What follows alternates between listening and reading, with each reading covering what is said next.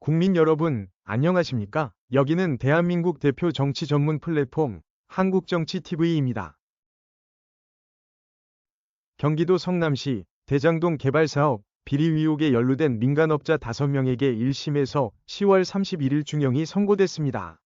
이 5명은 모두 법정 구속됐습니다. 이번에 법정 구속된 대장동 개발사업 비리 연루 민간업자 5명은 유동규 전 성남도시개발공사 기획본부장, 김만배 화천대유자산관리 대주주, 정영학 회계사, 남욱 변호사, 정민용 변호사 등입니다. 이와 관련하여 서울중앙지법 형사 22부는 지난 10월 31일 특정경제범죄, 가중처벌법의 배임 등 혐의로 기소된 이들 5명에 대한 선고기일을 열었습니다.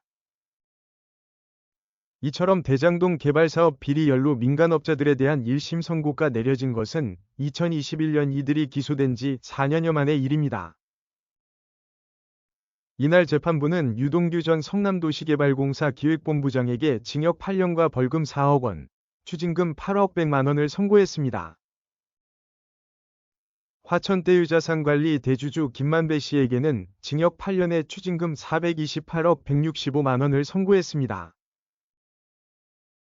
또 남욱 변호사에게는 징역 4년을, 정영학 회계사에게는 징역 5년을 선고했습니다. 정민용 변호사에게 징역 6년과 벌금 38억 원, 추징금 37억 2200만 원을 선고했습니다.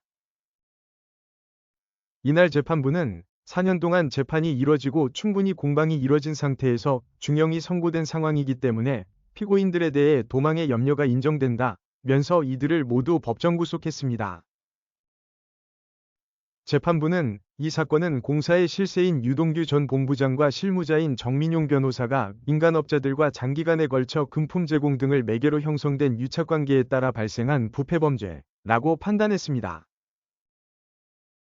그리고 유동규 전 본부장과 정민용 변호사가 공모지침이나 이익배분 등 사업 골격을 정할 때 민간업자의 요구를 반영해 우선협상자 대상이 선정되도록 했다고 지적했습니다.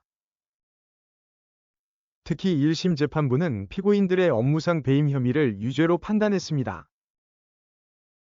이들이 대장동 개발 사업을 추진하는 과정에서 초과 이익 환수 방안을 마련하지 않아 민간 사업자에게 과도한 이익이 돌아가게 하고 성남시에 손해를 끼쳤다는 검찰의 주장을 받아들인 것입니다. 재판부는 유동규 전 본부장과 정민용 변호사가 객관적 검증 절차를 전혀 거치지 않고 1822억 원 상당의 확정이익 배당 방안을 그대로 수용했다고 보았습니다.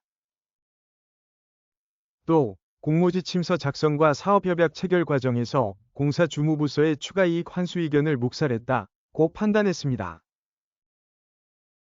이런 결정으로 인해 원래 받아야 했던 6,725억 3,326여만 원에서 4,895억 3,326여만 원을 받지 못했다는 것입니다. 하지만 재판부는 이들이 형법의 업무상 배임으로 취득한 재산상 이익의 구체적인 가액 산정이 불가능하다는 이유로 특경법의 배임죄 부분은 무죄로 판결했습니다. 특경법의 배임죄는 형법의 업무상 배임죄에서 이득액이 일정 금액 이상인 경우 형량을 대폭 가중하는 규정입니다. 재판부는 이들의 뇌물 혐의들도 일부 인정했습니다. 재판부는 유동규 전 본부장이 대장동 개발 사업의 편의를 봐주는 대가로 민간 사업자인 남욱 변호사와 정영학 회계사 등에게 2013년 4월 2일부터 2013년 8월까지 받은 뇌물 가운데 3억 1천만 원을 수수한 부분을 유죄로 보았습니다.